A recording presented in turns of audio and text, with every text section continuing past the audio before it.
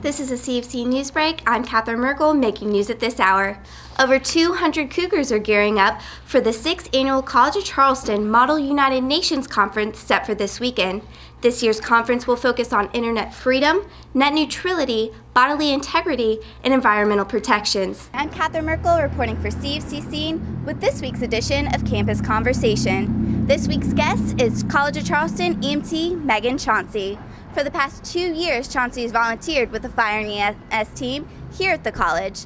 They provide free medical services to students, faculty, and staff. SGA was hoping to provide a student perspective to public deliberations on the board. With over 1,000 student signatures on a petition in favor of the student seat, we wonder why it wasn't approved.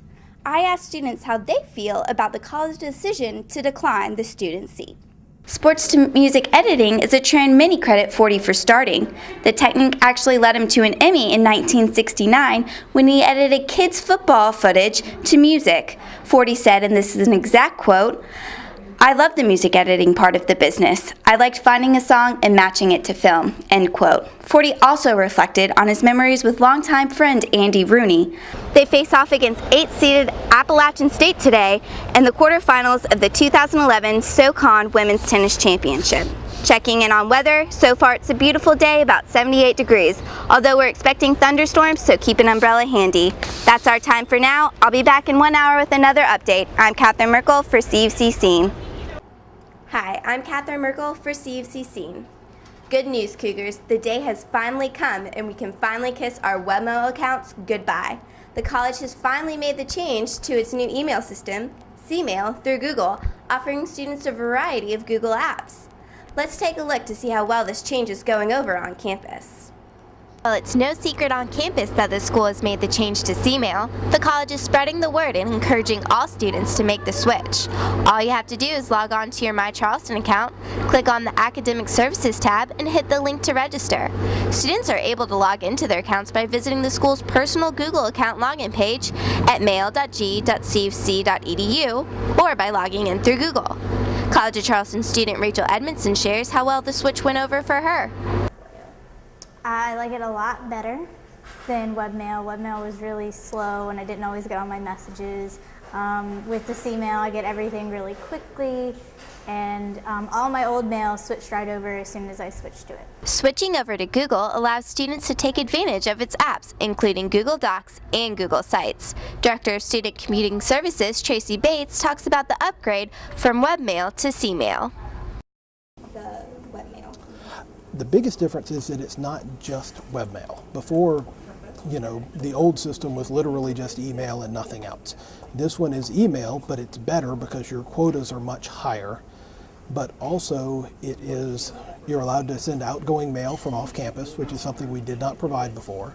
And you have the power of Google Apps. So you have Google Docs, you have all these other applications that are tied into the same thing. Well, Cougars, if you haven't switched over yet, do yourself a favor and log on to My Charleston today and make the change. It'll be well worth it. I'm Catherine Merkel for CFC Scene. Hi, I'm Catherine Merkel for CFC Scene. It's springtime in Charleston, so I headed down to the Farmers Market in Marion Square. Let's take an inside look at Zola handcrafted jewelry by local artist Sharon McLean. Originally an accounting major at the University of South Carolina, Sharon McLean now owns her own business making and selling her one-of-a-kind jewelry.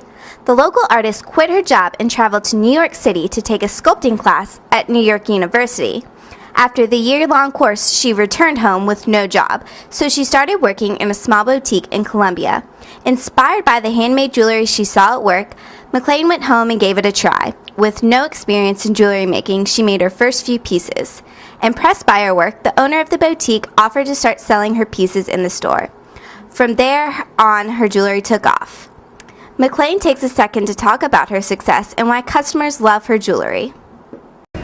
Well, I usually hear that they like my jewelry because it's different and it's unlike any other jewelry that they've ever seen, and that it's very creative and a different use of materials and color combinations, which is what I love to hear because that's what I strive for.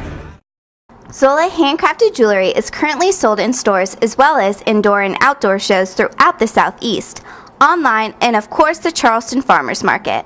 This is her 4th year here, and the hard work is paying off. On Saturday, customers couldn't get enough of this artist's beautiful jewelry. First-time customer Glinda Sternberg raves about this local artist.